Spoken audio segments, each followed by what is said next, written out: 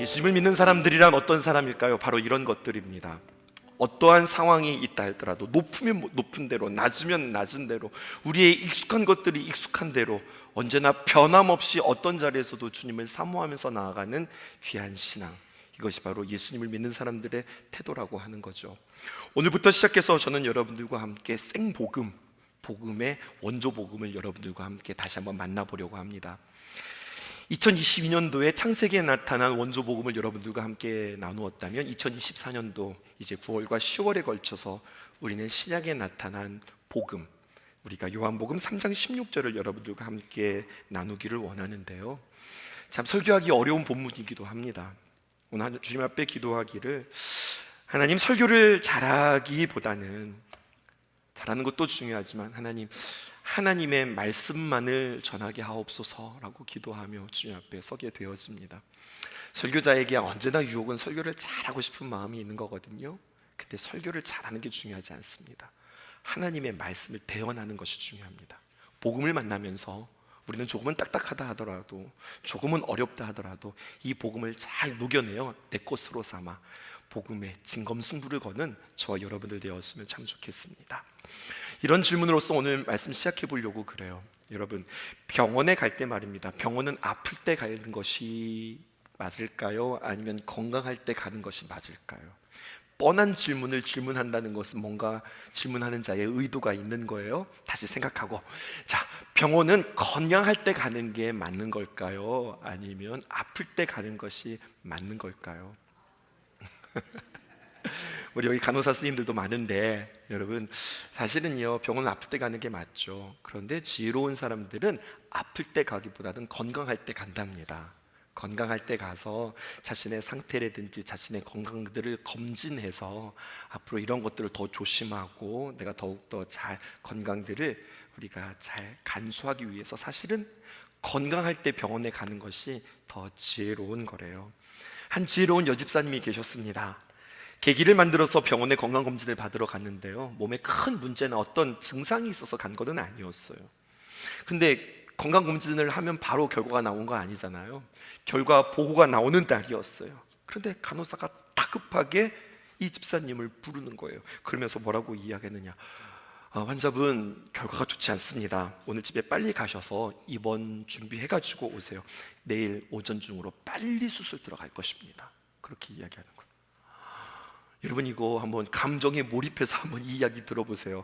건강검진 받고 아무 이상 없었는데 무슨 결과가 나왔는가 했는데 당장 내일 짐 싸가지고 오라는 거예요. 수술 들어간다고. 그러니 이 마음이 얼마나 당황스러울까요? 뿐만 아니라 수술을 받아도 6개월 정도 살 수 있는 확률이 그렇게 크지 않다고 이렇게 이야기하니, 건강검진을 받아서 결과 통보받는 게 아니라 사망 선고를 통보받는 겁니다. 청천벽력과 같은 이야기를 듣고 돌아와요. 그리고 당장 내일 들어오라고 하는데 이게 시간이 없잖아요. 그래도 아무리 이게 당황스러운 일이 있다 하더라도 시간이 조금 있으면 처음에는 당황하지만 그래도 이렇게 생각을 하면서 내가 무엇을 해야 할지, 무엇을 선택해야 할지, 어떻게 알려야 할지, 이것들이 좀 하나하나 이렇게 뭐가 생각이 오는데, 아니 저녁에 갔는데 내일 아침에 짐 싸가지고 오라고 하니까 이거 얼마나 당황스러워요. 그러니까 멍한 거죠. 이걸 남편한테 어떻게 이야기하나, 자녀들한테는 어떻게 이야기하나, 또 우리 교우들한테 이걸 기도 제목으로 내놔야 되나, 아니면 친구들한테 이것들을 어떻게 이야기하냐. 아무것도 못했대요. 사람이 당황스러우니까 아무것도 못했대요. 그리고 무슨 정신으로 짐을 쌌는지 짐을 싸가지고 단촐하게 그냥 옷 몇 가지 싸가지고서 다음날 병원으로 가면서 이 집사님은 그냥 오직 딱 한 가지만 생각이 들더래요. 그래도 신앙이 있는 집사님이었어요. 무엇을 생각했느냐, 이걸 생각했다는 거죠.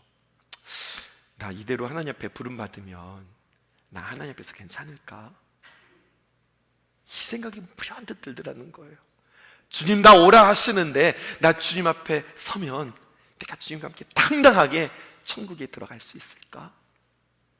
여러분, 이 질문에서 오늘 설교의 제목이 나왔습니다. 세상에서 가장 중요한 질문입니다. 이것은 오늘 여러분들에게도 들려드리는 질문이에요. 세상에서 이것보다도 중요한 질문 혹시 있으면 저한테 가져오실래요? 저는 이것보다 더 중요한 질문이 없는 것 같아요.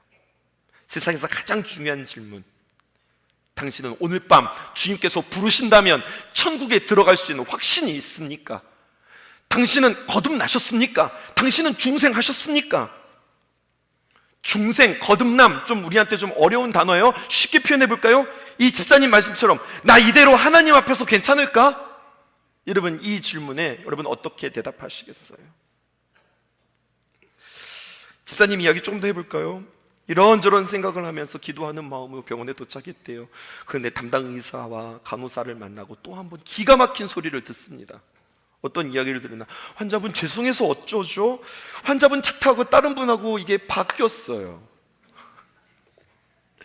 바뀌어서 저희가 잘못 말씀드렸습니다. 그러면서 하는 말이, 결과를 보았는데요, 너무 깨끗하세요. 아무 문제 없으세요. 건강하세요. 집에 돌아가셔도 되겠습니다. 여러분, 이 말을 듣고 승질이 날까요? 아니면 너무 감사해서 야호! 살았다! 이렇게 되어질까요? 이 표정들 보니까 다들 승질 날 표정인데요? 아니, 병원에서 지금 뭐 하는 거예요? 환자한테 지금 어떻게 서비스를 하는 거예요?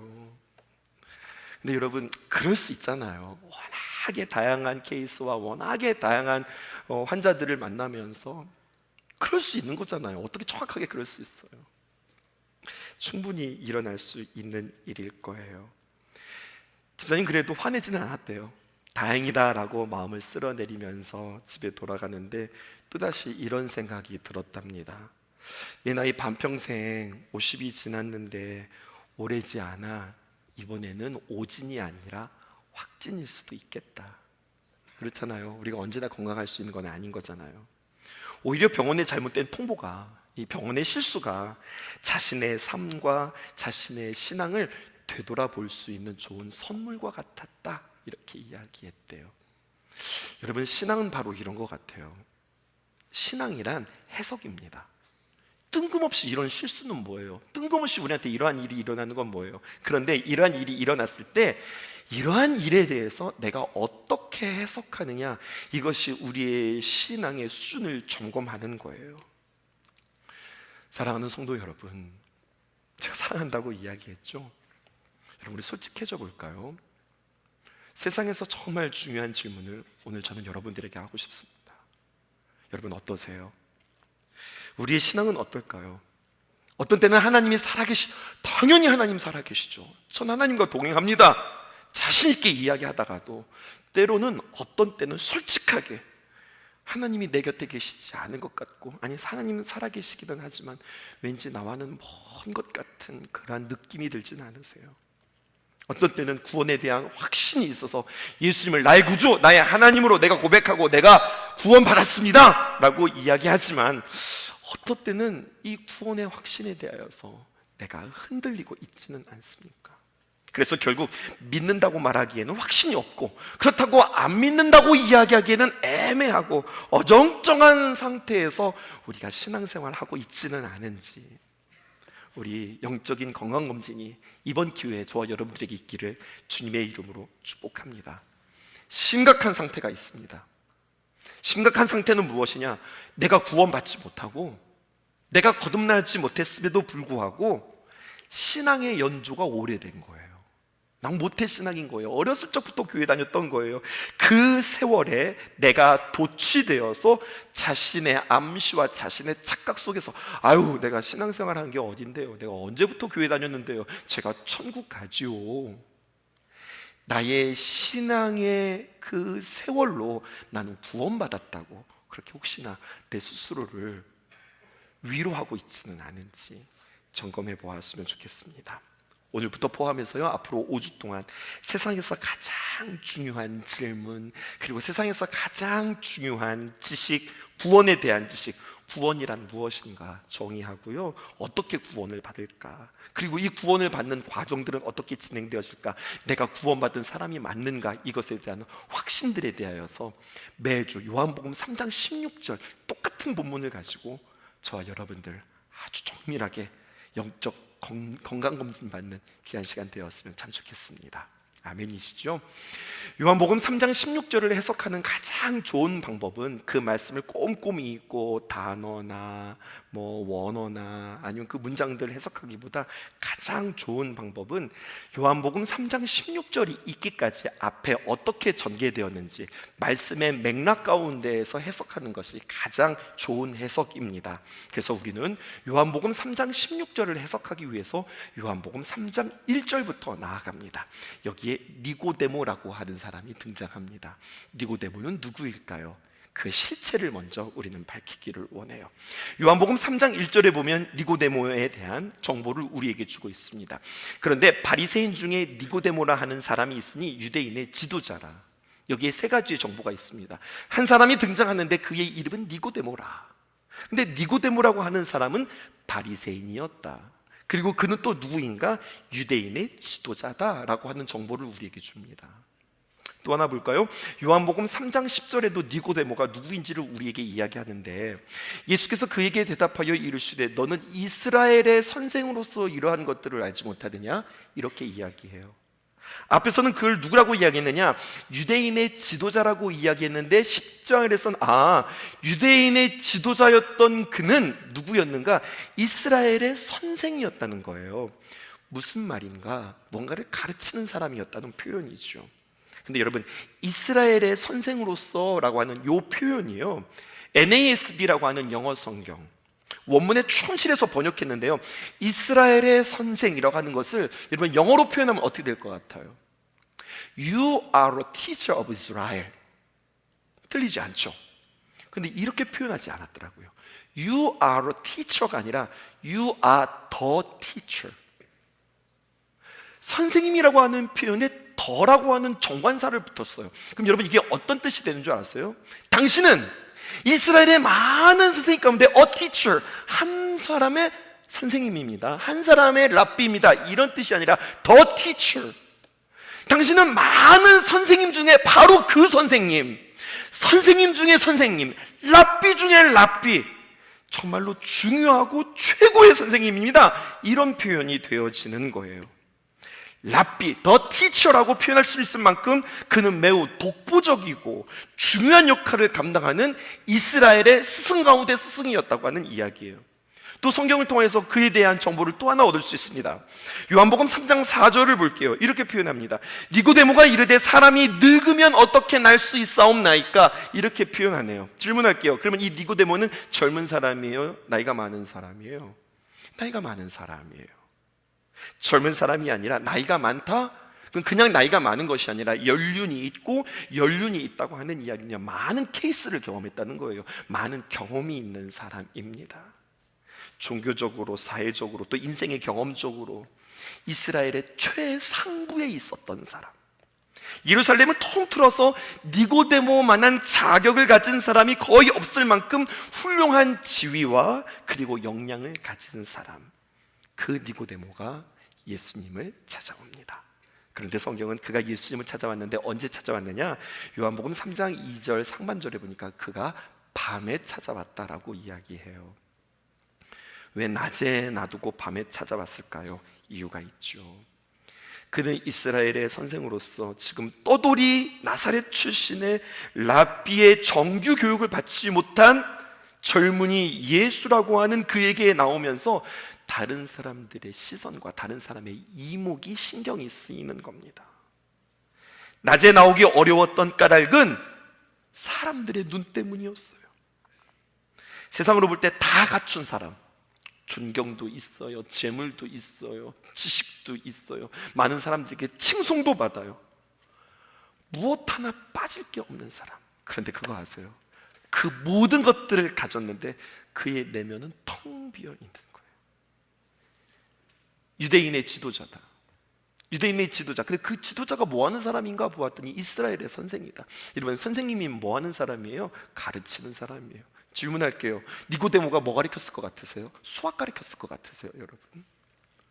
하나님의 말씀 가르치는 사람 아닙니까? 그런데 여기에 비참함이 있는 겁니다. 그가 가르치는 것마다 사람들은 박수치고 이만한 지식과 이러한 가르침을 들어본 적이 없다고 많은 사람들이 칭송하고 좋아하는데 정작 자신의 마음 가운데는 해결되어지지 않은 거예요. 확신이 없는 것들을 가르쳐주고 있는 거예요. 그런데 사람들은 칭송해요. 여러분, 이 아이러니를, 이 괴로움을 그는, 그러니까 어떻게 보면 이 사람 참 정직한 사람이었어요. 사기치는 사람 아니었어요. 이 답답함, 이 해결되어지지 않음으로 인해서 그는 진리를 추구하는 사람이었습니다. 어디든 진리가 있다면 찾아가서 듣고 싶었던 거예요. 아무리 젊은이라 할지라도, 아무리 학위가 없다 할지라도, 그가 유명하고 그에게 뭔가 있다고 하면 내가 찾아가서 내가 듣고 싶다. 그의 마음 가운데는요, 갈증과 불안과 공허로 씨름했던 사람입니다. 모든 것을 갖춘 사람들, 모든 것들을 성취한 사람이 느끼는 공허함은 아무것도 갖지 못한 사람들이 느끼는 공허함보다 더욱더 지독할 수 있습니다. 여러분, 노벨 문학 수상자 중에 해밍웨이 아실까요? 해밍웨이, 미국의 소설가로서 종군 기자였고, 그의 대표작 무엇 기억하고 계세요? 노인과 바다, 누구를 위해서 종을 울리나, 또 무기여 잘 있거라, 이런 주옥과 같은 작품들이 있었고, 그는 노벨 문학상을 받은 사람이에요. 심지어 1952년에는요 그가 발표했던 노인과 바다 중편소설은 퓰리처상도 받았던 그러한 작품이에요. 그런 이 해밍웨이가 말이죠, 노인과 바다를 발표하고 상을 받은 뒤 불과 7년 후에 1961년에 자신의 사냥용 엽총으로 자살해버립니다. 그리고 사후에 그의 유언의 글이 오늘날 우리에게 남겨지는데요, 말을 이렇게 표현했어요. 나는 전기도 들어오지 않고 전기도 끊어져 버린 텅 빈 전구와 같이 나는 공허하다, 나는 고독하다. 우리 청년들은 알까요? 옛날에 우리 전구 쓰던 시절, 저도 어렸을 적에 전구 쓰는 사람 집이었거든요. 근데 전구가 나갔는지 안 나갔는지 어떻게 알 수 있을까요? 켜보면 알아요? 아니죠. 어떻게 보면 알아요? 흔들어 보면 알죠? 흔들어 보면 따깍따깍따깍따깍 소리가 나요. 필라멘트가 끊어진 거예요. 그러면 이 전구는요, 아무리 전기를 갖다가 소켓에다가 꼽는다 하더라도 불이 들어오지 않아요. 해밍웨이가 지금 자신의 마음을 그렇게 표현하고 있는 거예요. 텅 빈 전구와 같다. 아무리 무엇이 공급되어도, 아무리 무엇에 접속되어도 나는 그 무엇 하나 밝힐 수 없고, 내 마음에 무엇 하나 빛이 들어올 수 없었다, 이야기하는 거예요. 근데 니고데모의 마음이 그런 것 같아요. 텅 빈 전구와 같이, 필라멘트가 끊어진 전구와 같은 모습으로 한없는 내적인 공허함으로 예수님을 찾아옵니다. 그런데요, 찾아오는 그 니고데모의 품격과 예의와 자세를 보세요. 역시 달라요. 자신이 아는 학문과 자신이 있는 인격과 품격에 걸맞게 매우 점잖으면서도 예의 바르게 젊은 예수를 이 노장 니고데모가 만납니다. 근데 오늘 성경에 보니까 이상한 점 한 가지가 발견되어집니다. 뭐가 이상한가 보세요. 3절입니다. 예수께서 대답하여 이르시되, 예수님께서 대답하셨어요. 여러분, 대답이 있기 위해서는 무엇이 전제되어야 할까요? 질문이 있어야 대답을 하잖아요. 그러면 2절에는 니고데모의 질문이 있어야 해요. 그런데 성경 본문 3장 2절에 보면 니고데모의 질문이 없습니다. 한번 보실까요? 3장 2절입니다. 그 밤에 예수께 와서 이르되 랍비여, 우리가 당신은 하나님께로부터 오신 선생인 줄 아나이다. 하반절, 하나님이 함께 하시지 아니하시면 당신이 행하시는 이 표적을 아무도 할 수 없음이니이다. 보세요, 여러분. 이 상황들을 면밀히 살펴보면 니고데모가 예수님께 질문한 것이 아니라 니고데모가 예수님께 지금 칭찬하고 있어요.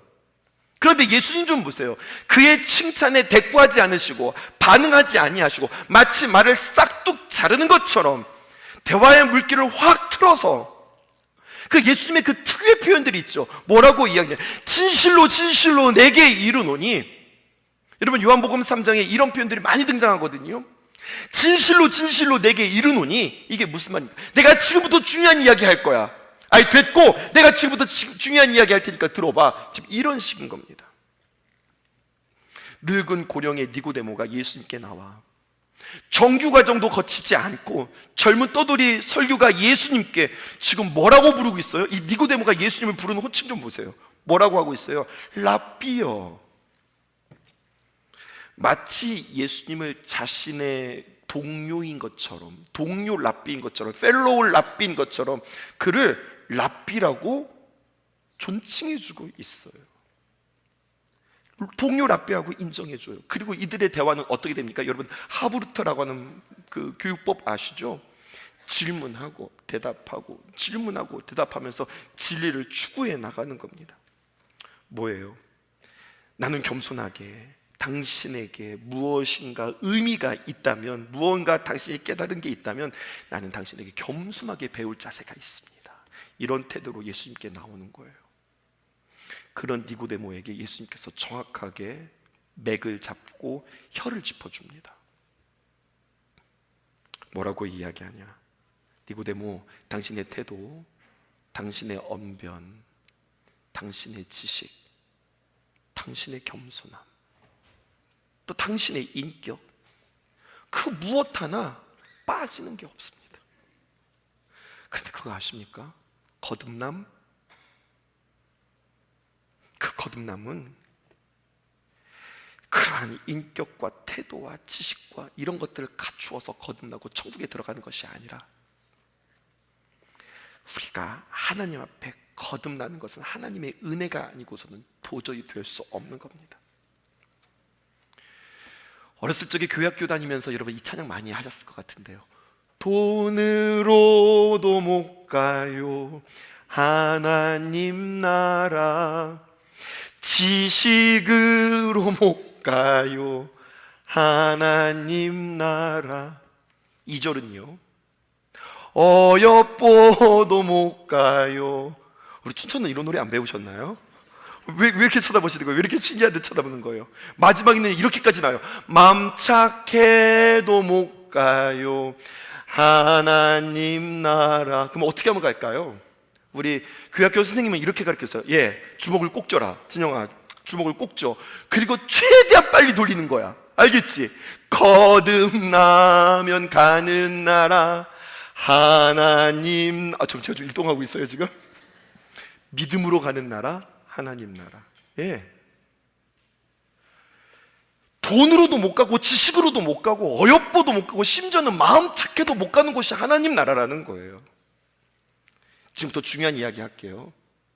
신앙생활을 오래 하면 교회에서 어떻게 처신해야 하는지, 교회에서 어떤 말을 써야 하는지, 교회에서는 어떤 선택을 해야 하는지, 교회에서 어떻게 관계를 맺어야 하는지 제가 좀 경망스럽게 표현해 볼게요. 여러분들 빠삭하게 합니다. 신앙생활을 하다 보면 이걸 너무나도 잘 알게 되어져요. 그런데 심각한 문제가 벌어지는 겁니다. 언제부터인가 그런 나의 연조들이 깊어지면 내가 예배당에 나와서 예배를 드리는 것이 하나님을 만나러 오는 것이 아니라 사람을 만나러 교회에 오기 시작하고요, 하나님을 높이려고 교회에 오는 것이 아니라 자신이 높임받으려고 교회에 옵니다. 그리고 다른 사람들이 나를 알아주나 안 알아주나 이것에 대해서 섭섭해하기도 합니다. 진리를 만나면 변화됩니다. 그런데 이런 식으로 나오면 진리를 만날 수가 없어요. 진리를 만나지 못하면 치명적입니다. 진리를 만나면 변화되는데 진리를 만나지 못하잖아요. 그럼 이 사람은 변장합니다. 변화되는 것이 아니라 변장한다고요. 진리를 만나면 성결해지고 거룩해집니다. 그런데 여러분, 진리를 만나지 못하였으니 어떻게 될까요? 거룩한 척하고 성결한 척하면서 살아가게 되어지는 겁니다. 마치 가면을 쓴 무도회장 마냥 예배장이 무도회장이 되어서 가면을 쓰고 처치 플레이, 가면을 쓰고 교회 놀이하는 그러한 사람들로 가득 차게 되어진다는 겁니다. 교약 있는 척, 예의 있는 척, 겸손한 척, 상대방을 인정하는 척하는 그러한 니고데모의 가면을 예수님께서 확 벗기시는 거예요. 니고데모! 원래 말하는 것에 품격이라는 게 있는 거거든요. 만나서 인사를 하고 칭찬을 해주고 높여주고 그러면서 대화를 풀어가는 거거든요. 내가 진실로 내가 너에게 이야기한다. 지금 우리가 그런 거 이야기할 때가 아니야. 너의 진면목을 봐라. 너의 상태를 봐라. 그의 가면을 확 벗기시는 예수님입니다. 2절 보실까요? 그가 밤에 예수께 와서 이르되 랍비여, 우리가 당신은 하나님께로부터 오신 선생인 줄 아나이다. 하나님이 함께 하지 아니하시면 당신이 행하는 이 표적을 아무도 할 수 없음이니이다. 그 당시에 대화법이에요. 상대를 만나면 칭찬하고 높여주고, 내가 당신을 인정합니다. 그러면 상대도 그렇습니까? 당신도 이러한 사람 아닙니까? 내가 니고데모 당신에 대해서 들었습니다. 랍비 중에 랍비 아닙니까? 당신의 가르침과 당신의 고결한 그러한 식견은 참으로 우리에게 감동이 됩니다. 이런 식의 대화가 이루어져야 되는데 예수님께서 여기서 싹둑 자르시는 거예요. 오늘 요한복음 3장 2절에 있는 말씀, 이게 헬라어로 되어져 있잖아요. 이 헬라어의 단어만 살펴보았더니 24단어예요. 24단어를 기억해 보세요. 그러다가 예수님께 두 번째 대답합니다. 4절에 니고데모가 이르되 사람이 늙으면 어떻게 날 수 있습니까? 두 번째 모태에 들어갈 수 있습니까? 이때 단어가 쓰여진 숫자를 세어보니 24단어에서 18단어로 줄었어요. 또 보실까요? 9절에 보니까 니고데모가 대답하여 이르되, 지금 니고데모의 대답만 쭉 다 가지고 오는 거예요. 어찌 그러한 일이 있을 수 있나이까? 한글 번역은 꽤 긴데요, 헬라어를 보면 딱 4단어로 되어져 있어요. 그러다가 예수님께서 마지막으로 질문하시죠. 10절에 예수께서 그에게 대답하여 이르시되 너는 이스라엘의 선생으로서, 너는 이스라엘의 그 선생님 아니냐? 탁월한 선생이 아니냐? 그런데 이런 것들을 알지 못해? 질문하자 니고데모가 아무 말도 하지 못합니다. 아무 말도 하지 못합니다. 24단어에서 18단어로, 18단어에서 4단어로, 4단어에서 아무 말도 하지 못하는 니고데모. 반면 예수님께서는 대화의 주도권을 가지고 말이 점점 많아지시고 점점 더 깊어지시고 더 풍성하게 말씀하시며 그를 진리 가운데 인도하는 모습을 보게 되어집니다. 그러면서 중요한 게 있습니다. 당신의 태도, 당신의 지혜, 당신의 인격, 당신 그 모든 것 다 필요 없습니다. 천국은 그런 걸로 가는 거 아닙니다. 거듭나야 가는 겁니다. 그럼 당신은 거듭남이 무슨 뜻인 줄 압니까? 이걸 질문하는 거예요. 3절 보세요. 예수께서 대답하여 이르시되 진실로 진실로 내게 이르노니, 또 진실로 진실로 나왔네요. 뭐라고 이야기해요? 사람이 뭐하지 않으면, 거듭나지 아니하면 하나님 나라에 들어갈 수 없다. 아니, 하나님 나라에 들어갈 수 없다고 표현 안 했어요. 하나님 나라를 볼 수 없다. 들어가기는커녕 볼 수도 없다는 이야기예요. 여러분, 거듭난다는 건 뭘까요? 거듭남의 정의를 해보겠습니다. 거듭난다라고 하는 것은 3가지의 뜻이 있더라고요. 첫 번째, 위로부터, from above라는 뜻이 있어요. 이게 위치를 말하는 거예요. 위로부터, 위치를 말하는 것이 아니라 하늘로부터라는 거예요. 거듭남은 하나님께서 우리에게 주시는 겁니다. 아멘이십니까? 내가 뭔가를 만들어내고 내가 애쓰는 것이 아니라 하나님께서부터 주시는 것이 거듭남, 그것을 다른 말로 거듭 태어났으니까 중생이라고 이야기하는 거예요. 아이고 이 중생아, 불교에서 쓰는 그 중생이 아닌 겁니다. 다시 태어나는 겁니다. 두 번째, 이 거듭남이라고 하는 것은 다시, again이라고 하는 뜻이 있습니다. 반복해서 다시, 재라고 하는 뜻입니다. 2번이라고 하는 뜻입니다. 세 번째, 거듭남이라고 하는요, completely, 완전히라고 하는 뜻이 있습니다.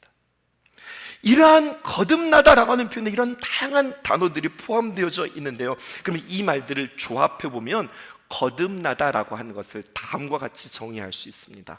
거듭난다는 것은 위에 계신 하나님으로 말미암아 완전히 새로운 영적 생명으로 다시 태어나는 겁니다. 이게 거듭남입니다. 다시 불러드릴게요. 거듭난다는 것은 위에 계신 하나님으로 말미암아 완전히 새로운 영적 생명으로 다시 태어나는 겁니다. 쉽게 설명할게요. 필리핀의 교회들을 돌보고 있어요. 우리가 수리하고 공사하는 일에 함께하고 있다고요. 여러분 영상 광고를 통해서 여러분 참 너무 기쁘셨죠. 깨진 타일도 우리가 재보수하고 유리창도 다시 달고 새는 지붕도 걷어내고 새로 지붕도 새로 우리가 씌워드리고 리모델링해서 교회가 얼마나 산뜻하고 얼마나 깨끗해졌는지 몰라요. 교인들이 막 기뻐하는 그 모습에 우리도 막 가슴이 떨려요. 근데 예수님께서 니고데모에게 너 거듭나야 되겠다라고 하는 것은요, 이런 식으로 리모델링 한다는 이야기가 아니에요. 있는 건물 아깝지만 싹 다 부시고 그리고 건축하고 신축하겠다는 이야기예요. 이게 거듭난다라는 거예요. 나의 그 가지고 있는 그 무엇, 나의 그 착한 그 무엇, 나의 똑똑한 그 무엇, 나의 열정 그 무엇, 나의 성실함 그 무엇, 그거 싹 다 무너뜨리고 하나님께서 우리에게 새롭게 건축하시겠다는 이야기, 이게 거듭남입니다. 마지막으로, 그럼 우리가 어떻게 거듭날 수 있을까요? 이것이 어떻게 가능할까요? 7절 보실게요. 내가 내게 거듭나야 하겠다고 하는 말을 놀랍게 여기지 말라. 옛날 성경에는요, 내가 거듭나야겠다 하는 말을 기이 여기지 말라, 이렇게 표현되어져 있어요. 만약에 예수님께서요, 세리나 창녀나 강도를 만나서 너 거듭나야 되겠다 라고 하면요, 사람들이 주변에서 맞아, 그래, 새 사람 살아야지, 새 인생 살아야지 고개를 다 끄덕끄덕 거릴 텐데, 오늘 니고데모에게 와서 예수님께서 당신은 거듭나야 합니다 라고 하자 사람들은 당황하고 니고데모 자기 자신도 당황하는 거예요. 왜요? 나 괜찮은 사람이었거든요. 나 뭐 부족하나? 아니, 내가 칭찬을 들었으면 칭찬을 들었지, 내가 욕도 먹고 살았던 사람 아니거든요. 근데 싹 다 부시고 새로 지어야 된다고 이야기하니 기이 여길 수밖에요. 이상하게 여길 수밖에요. 여러분, 여기에 거듭남의 핵심이 담겨져 있습니다. 천국은 이 세상에 어떤 것이 탁월하다 할지라도 예수 그리스도를 내 안에 구주로, 내 하나님으로 영접하지 않으면 들어갈 수 없는 곳이 천국이라는 이야기예요. 나의 어떠함의 단 1%, 아니 0.0000001%도 천국에 들어가는데 보탬이 되지 않는다는 이야기예요. 하나님의 은혜로만 들어가는 겁니다. 주님을 영접하는 사람만이 천국에 들어갈 수 있는 겁니다. 그러면 목사님, 어떻게 하는 게 영접하는 거예요? 자, 그림을 그립니다. 내 마음의 문을 활짝 엽니다. 우리 주님께서 계시다고 우리 믿음의 눈으로 보실까요? 그리고 그 예수님을 내 안에 모십니다. 그리고 나는 나의 입술로 고백합니다. 예수님은 나의 구주, 나의 하나님입니다 라고 고백합니다. 그러면 당신은 영접했고 하나님의 귀한 자녀가 되었습니다. 이게 우리가 주님을 영접하고 내가 구원받는 방법일까요? 아니요. 성경은 이렇게 이야기하지 않습니다. 성경은 우리에게 아주 구체적으로 이야기하고 있습니다. 어떻게 구원받고 우리가 어떻게 예수님을 영접하고 우리가 어떻게 거듭나는가, 5절에 그 해답이 있습니다. 예수님께서 대답하시되 진실로 진실로 내게 이르노니, 또 강조되어지는 표현이에요. 별 5개, 일타 강사라고 한다면 자, 여기다가 별 5개 그린다 그러는 거예요. 뭐라고 이야기냐? 사람이 물과 성령으로 나지 아니하면 하나님 나라에 들어갈 수 없느니라. 거꾸로 말하면 물과 성령으로만 하나님 나라에 들어갈 수 있다, 이렇게 되어지는 거예요. 그럼 우리 두 가지, 물로 난다는 것과 성령으로 난다는 것을 정의하면 끝나겠어요. 3분밖에 안 걸려요. 들어보세요. 여러분, 물로 거듭난다고 하는 것은, 잘 들어보십시오, 하나님의 말씀으로 정결해진다고 하는 뜻입니다. 하나님의 말씀으로 교정되어진다는 이야기예요. 잘못된 해석, 물로 거듭난다고 하는 것은 물세례라고 생각하기 쉬워요. 물세례를 받고 세례를 통하여서 우리가 구원받는다라고 이야기하는데, 세례는 하나의 예식일 뿐이지 여러분, 이것을 곡해하고 때로는 악용하는 사람들이 있습니다. 물로 거듭난다는 것은 무엇이라고요? 하나님의 귀한 말씀으로 정결해지고 내가 교정되어진다고. 목사님, 무슨 근거로 그렇게 이야기하세요? 자, 근거를 보여드릴게요. 성경은 성경으로 풀어야 합니다. 베드로전서 1장 23절에 있는 말씀입니다. 여기서도 거듭남에 대해서 이야기해요. 너희가 거듭난 것은 썩어질 씨로 된 것이 아니요 썩지 아니할 씨로 된 것이니. 그럼 썩지 않는 씨가 무엇입니까? 살아있고 항상 있는 하나님의 말씀으로 된 것이니라. 자, 중요한 문장만 띄워놓고 나머지 지워볼게요. 띄워보실까요? 거듭난다는 것은 무엇이냐? 하나님의 말씀으로만 거듭난다는 거예요. 아멘이십니까? 물로 거듭난다, 하나님의 말씀으로 말미암아 나의 삶이 교정되어지는 것, 이런 거예요. 믿음은 어떻게 생기는 줄 알아요? 내가 믿어야지 다짐해서 생기는 것이 아니라 성경의 말씀이에요. 믿음은 들음에서 난다고 그랬어요. 하나님의 말씀을 이렇게 듣는 거예요. 계속 선포되어지는 하나님의 귀한 말씀을 들으면 들을수록 내 안에 믿음이 생기고요, 그 믿음이 나를 하나님의 귀한 말씀으로 이끌어가 말씀이 나에게 들리기 시작하는 거예요. 그래서 제가 늘 성도들과 만나면 제가 질문하는 게 이거예요. 말씀이 들리세요? 말씀이 들리세요? 이게 지금 육성의 소리가 들린다는 이야기가 아니잖아요. 말씀이 꼽히세요? 말씀에 찔림이 있으세요? 말씀에 나의 삶이 해석되어지세요? 그렇게 되어야 해요. 그렇게 되어지지 않으면 아무리 말씀을 들어도 그냥 꾸벅꾸벅 졸 뿐이에요. 말씀이 좌우에 나를 선 검과 같아서 나의 삶에 들어와, 맞다, 맞아, 나 좀 그렇게 살았는데, 아니 목사님 나의 삶을 너무나도 잘 아시는 것 같아.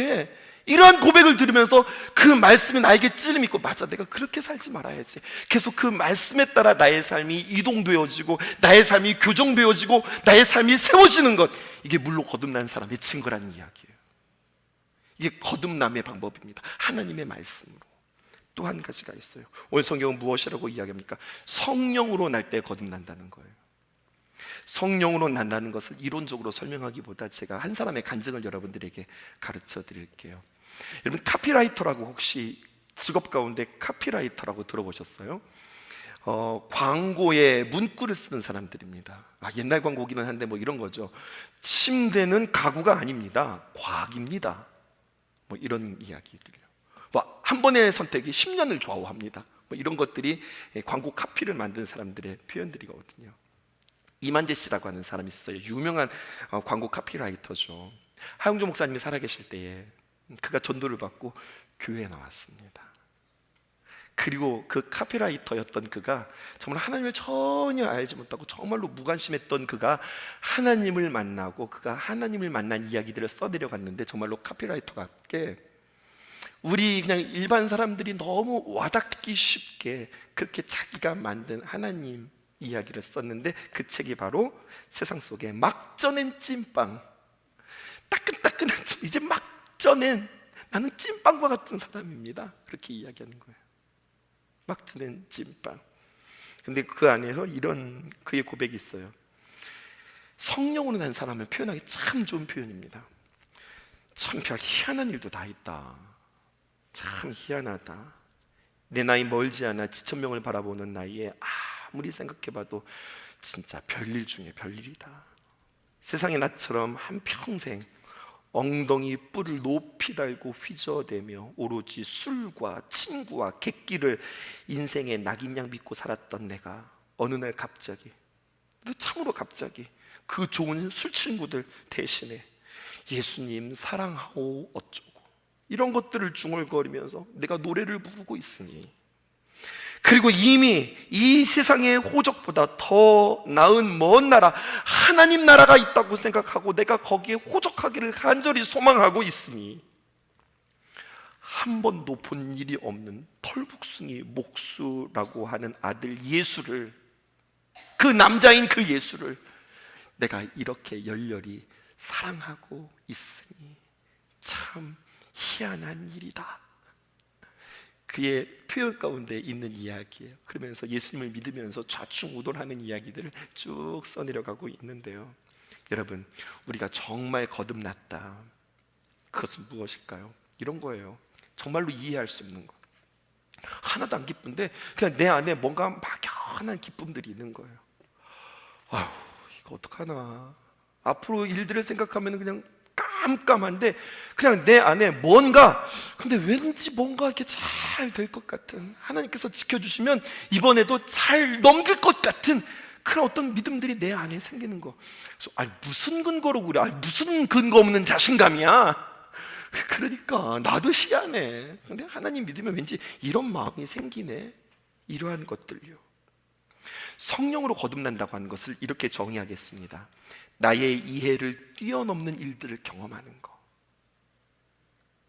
별 희한한 일도 다 있네, 와, 어떻게 이런 일들이 있지라고 나의 입으로 고백하게 되어지는 거. 이게 성령으로 거듭난 사람들의 고백이라고 하는 이야기예요.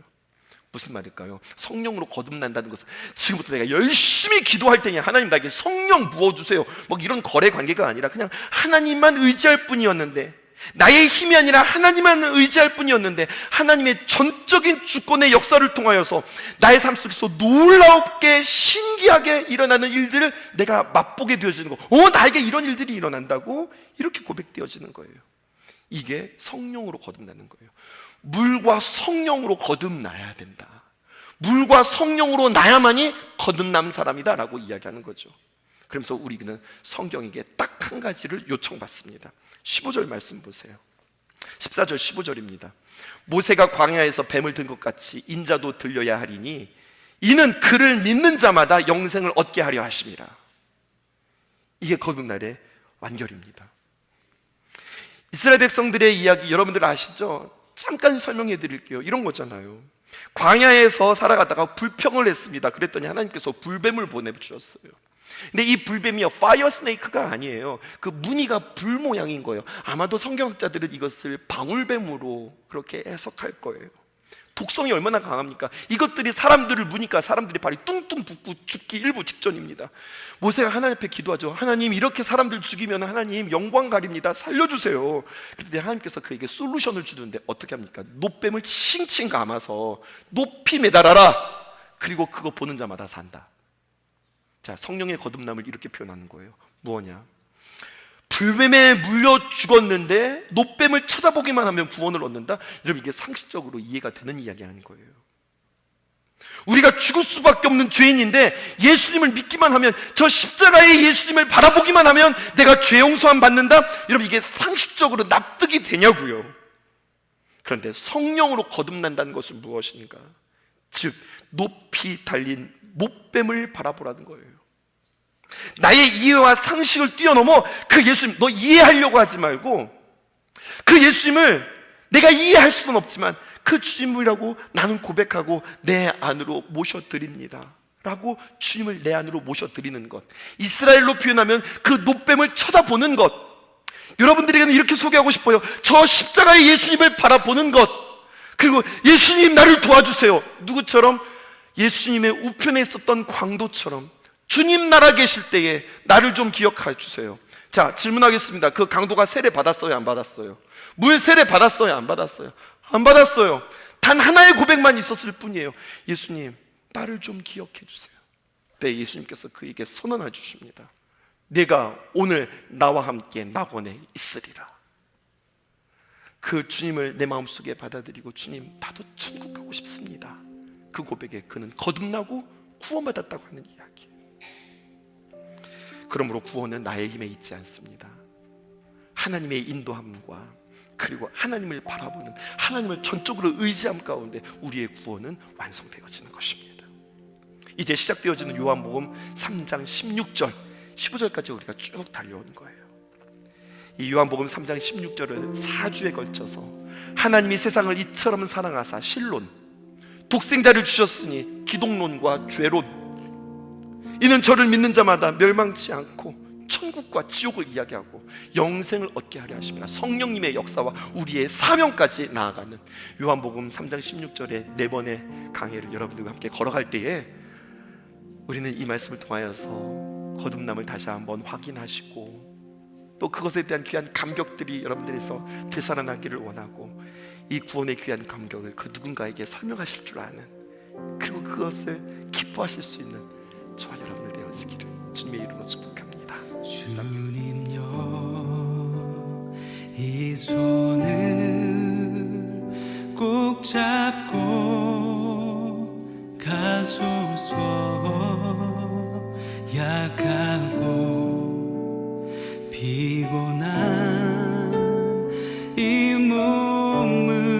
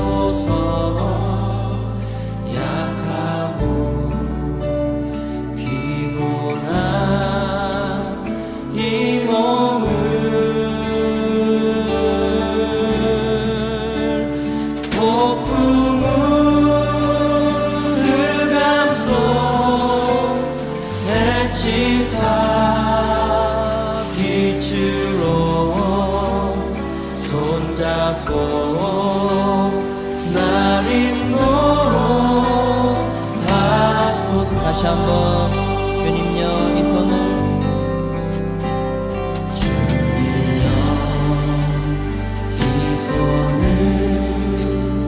꼭 잡고 가소서.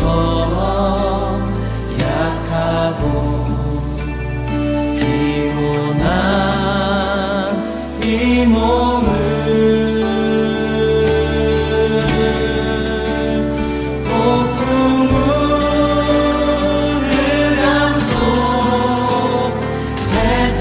시사 빛으로 손잡고 날 인도하소서.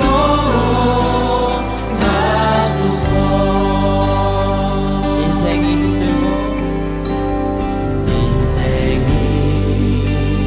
힘들고 고난이 겹칠 때 주님여 날 도와 주소서. 외치는 이 소리 귀 기울 이 시사 손잡고 날 인도하소서.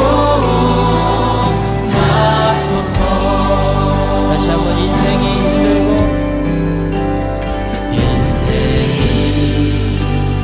힘들고 고난이 겹칠 때 주님여 날 도와 주소서. 외치는 이 소리 귀 기울 이 시사 손잡고 날 인도하소서.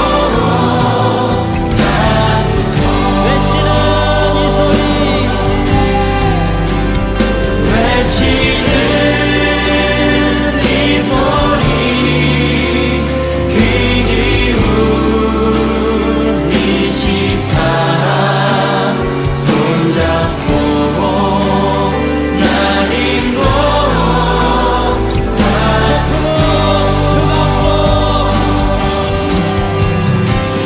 폭풍은 흑암 속 해치사 빛으로 손잡고 날 인도하소서.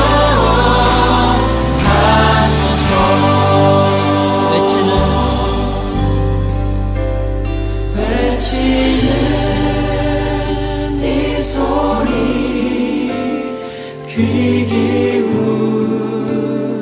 이 시사 손잡고